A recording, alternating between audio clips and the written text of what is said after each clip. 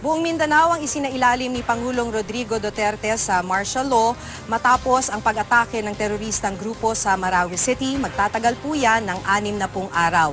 Pero base sa saligang batas ay kailangan munang magsumite ng report ng Pangulo sa Kongreso para suriin kung may batayan ba ang deklarasyon.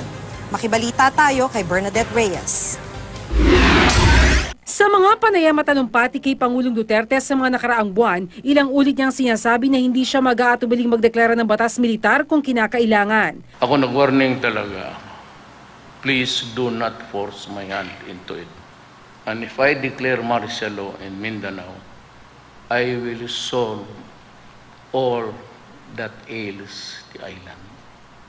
Hindi lang rebellion, pati boundary ng lupa na ayusin ko. At kagabi nga, nagdeklara ang Pangulo ng martial law sa buong Mindanao, bunsod ng bakbakan ng sundalo at pulis sa mga miyembro ng Maute Group. Mga kababayan natin, do not be too scared. I'm going home.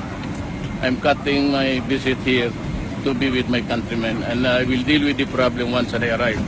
But let me just tell everybody that I have declared martial law for Mindanao.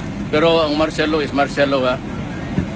So kayong mga kababayan ko, you have experienced martial law, it would not be any different from what the President Marcos did.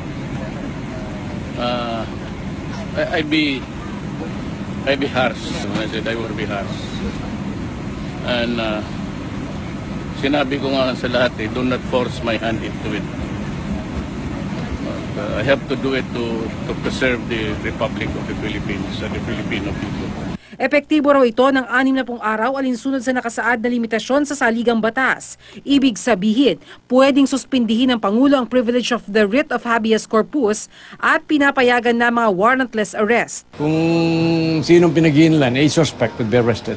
Mayroong a certain period lamang yun eh. If I remember right, it's only for 48 hours and after which you should file the case in court. Pero kailangan pa magpresenta ng Pangulo sa Kongreso ng basihan ng kanyang deklarasyon. So yung Kongreso dapat ang mag-scrutinize kung talaga may basihan na buong Mindanao ay madeklara ng martial law. Sabi ni Defense Secretary Delfin Lorenzana, buong Mindanao ang isa sa ilalim ng Pangulo sa batas militar dahil hindi lang naman sa Marawi City ang may problema. Because there are also problems in Zamboanga, Sulu, and Tawi-Tawi, and also in Central Mindanao, in the BBI area. And we also have some problems in Region 11, yung mga pamumotong ng mga EPA. So sabi nga ni Presidente, he has been telling this before, that if I declare martial law, tatapusin ko lahat ng problema. So kaya nga, Mindanao na. Kasunod ng deklarasyon ng batas militar, hinihintay na ngayon ng Senado ang report ng Pangulo ukol dito. Sabi ni Senate President Coco Pimentel, walang kwestiyon na dapat tugisin ng gobyerno ang Maute Group na nag-aasik ng terorismo sa Mindanao. Nirerespeto naman iba pang senador ang deklarasyon ng Pangulo, bagamat susuriin pa rin daw nila ang mga detalye ng deklarasyon oras na magsumite ng report ang Pangulo. Si House Speaker Pantalon Alvarez suportado ang deklarasyon ng Pangulo. Magkakaroon din daw ng konsultasyon ng mga mambabatas upang pag-usapan ng mga susunod na hakbang ukol sa deklarasyon. Sa ating saligang batas, ang ating Pangulo ay binibigyan ng karapatan o kapangyarihan para magdeklara ng martial law. Tiwala rin si Vice President Leni Robredo na pangangalagaan ng militar ang karapatang pantao ng mga taga-Mindanao. Tiniyak po sa atin ang liderato ng AFP na kontrolado nila ang sitwasyon. Pero para sana sa agarang paglutas ng sitwasyon na to, nakikiusap po sila sa kooperasyon ng lahat.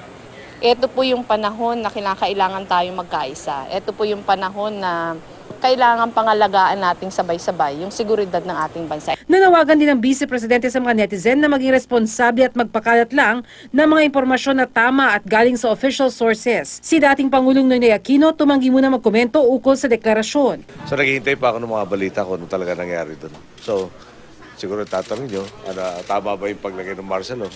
Para malabo mag-comment kayo kung kulang pa impormasyon sa talaga nangyari sa Marawi.